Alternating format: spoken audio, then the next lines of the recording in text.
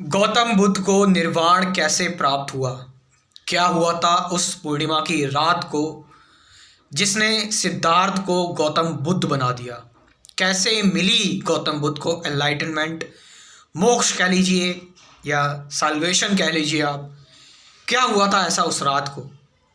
और सच में अगर आप ये चीज़ समझ जाएंगे तो एक आप एक स्ट्रॉन्ग डिसीजन ले लेंगे कि आपको भी जो है सत्य, जो ट्रुथ है, जो मोक्ष है, उसके बारे में काफ़ी कुछ आप समझ पाएंगे उसके बारे में। इसी स्टोरी से मैं जो है वो गौतम बुद्ध को कैसे जो है एकदम से रियलाइजेशन ये हुई, इसके बारे में हम बात करते हैं पूरी स्टोरी। गौतम बुद्ध जो है जब उनको लगा कि अब उन्हें जो है वो सत्य को जानना है, उनको इस मार्ग पर जाना है और ढूंढना है कि सत्य क्या है मोक्ष के बारे में, तो गौतम बुद्ध कई लोगों के पास जाते हैं, मतलब कई संतों के पास जाते हैं। एक संत के को छोड़ के दूसरे संतों के पास कई कई साल तक प्रैक्टिसेस करते हैं। वहाँ पर गौतम बुद्ध काफ़ी रिचुअल्स जो होते हैं, कर्मकांड जो होते हैं, काफ़ी अथॉरिटीज़ के पास जाते हैं गौतम बुद्ध, अलग अलग मठ के पास जाते हैं। और गौतम बुद्ध जो गुरु बताया करते थे, गौतम बुद्ध इतना डेडिकेशन के साथ करते थे, इतना मन लगाकर करते थे, और फिर भी कुछ हासिल नहीं हो रहा था गौतम बुद्ध को। मतलब गौतम बुद्ध को देखकर जो बाकी के और शिष्य थे वो अपने गुरुओं को छोड़ जाते थे और कहते थे कि जब गौतम बुद्ध जो है वो सिद्धार्थ इतना कुछ कर रहा है, तब इसको जो सत्य नहीं मिल पा रहा तो हम क्या है, तो वो काफ़ी सारे अपने गुरुओं को छोड़ जाते थे। तो गौतम बुद्ध जो थे वो इतनी डेडिकेशन के साथ जो है वो सत्य को लेकर इतने ज़्यादा क्यूरियस थे, सैल्वेशन को लेकर, मोक्ष को लेकर, एनलाइटनमेंट को लेकर। अब जब बुद्ध जो है वो इतना सब कुछ करते हैं, उसके बावजूद भी उनको जो है वो समझ में नहीं आता सत्य क्या है, कुछ क्लियर नहीं होता।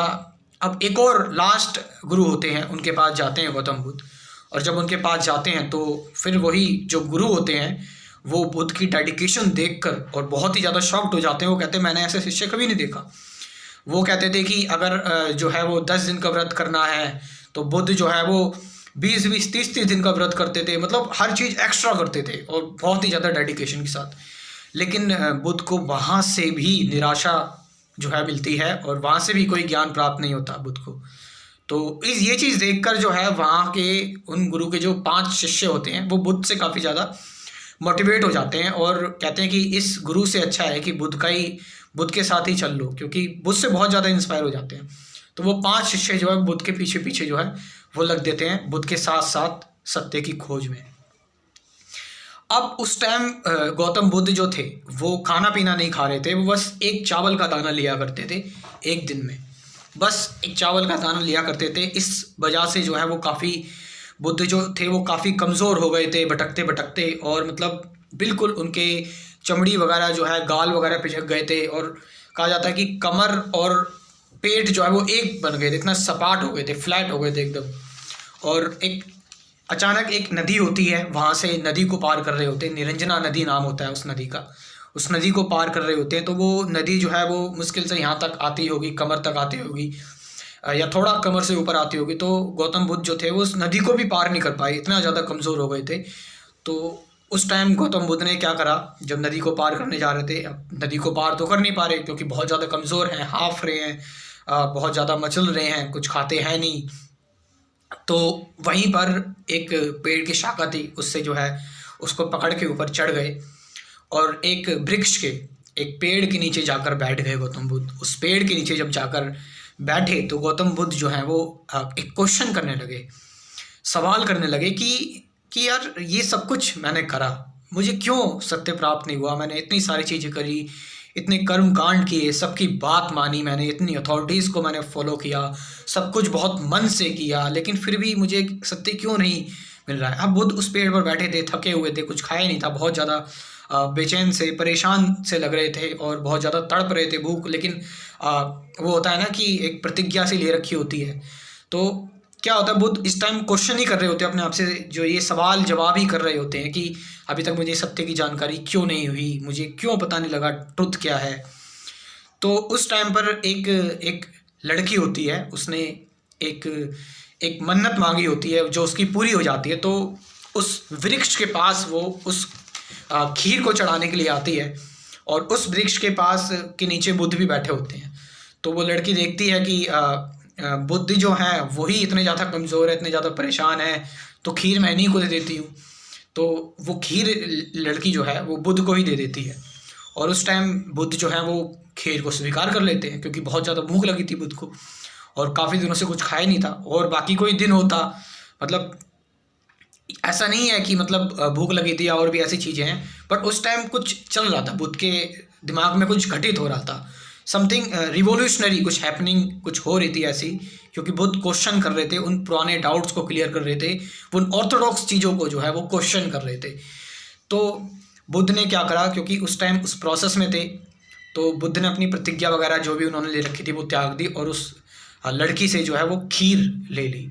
और जब उस लड़के से खीर ले ली तो बुद्ध के साथ जो 5 शिष्य थे जो आए थे मोटिवेट होकर, उन्होंने जब देखा कि रात का टाइम है और बुद्ध ने तो कुछ खाने के लिए भी नहीं कहा था और खा रहा है, प्रतिज्ञा तोड़ दी और वो भी एक लड़के से खीर ले ली, तो वो जो है वो नाराज़ हो गए और बुद्ध को कह के चले गए ये भी पाखंडी निकला, और वो चले गए, बुद्ध को त्याग देते हैं।